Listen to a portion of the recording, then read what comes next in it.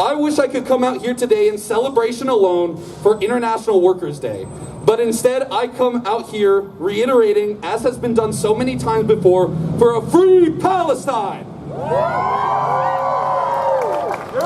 While the people of Palestine continue to be colonized as we speak, this event becomes especially relevant so that we can consciously connect the struggles of the Palestinians and the brutal apartheid regime they live under to the struggles we face here at home.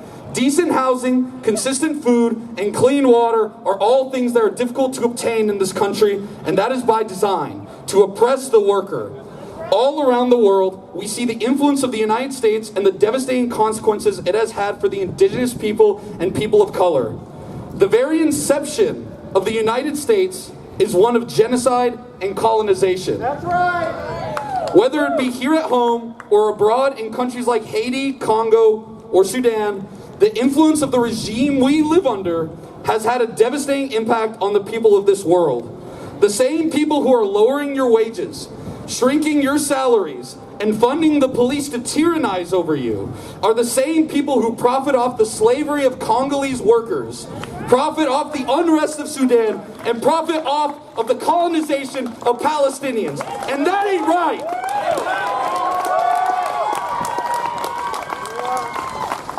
The system we live under intentionally keeps these same people in power and is the mechanism by which our oppressors are able to continue their oppression domestically and globally.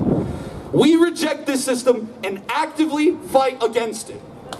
In the same vein, the Zionist entity of Israel learned from the blueprint of colonization, apartheid, and capitalism that the United States pioneered and outright denies any semblance of food or water to the Palestinians of the Gaza Strip. Shame! Shame! I'm sure that we are all familiar with the details of this conversation and have heard it many times before. From the connection between the Israeli occupational forces and our fascist police right over there, to the same companies which profit off our backs here using their money to continue colonization abroad, we've heard it all.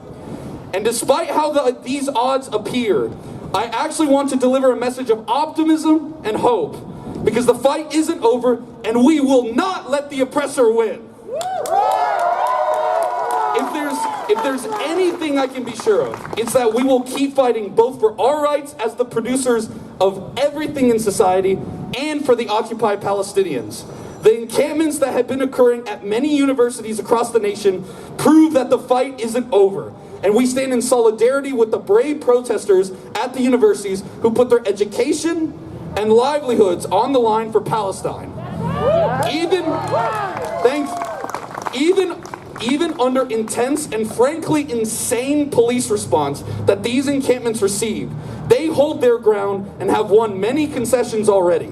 What these actions prove is that this country would rather do anything else than divest from Israel. Shame! Shame! Although we've seen no encampments in Louisville thus far, that doesn't mean we won't join the fight. This summer is the time for all of us to become organized and come... Give me a second. Sorry about that. Come together against the Zionist entity to learn from the mistakes of past actions so that we can better enact change when we take action very soon as well. We can only do this when we all gather together and strike while the iron is hot. We must keep this momentum going and make sure that no business continues as usual until the people of Palestine are free.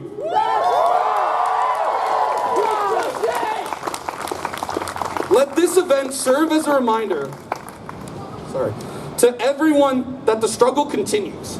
Let this event serve as fuel for the spark that won't die until we reach liberation. And let this event serve as a call to action to everyone here who isn't organized yet. We will have various organizations speaking here today who are involved in the struggle and who will be speaking on some of the same points I have spoken on. We have specific demands at this event to the city that we will fight for.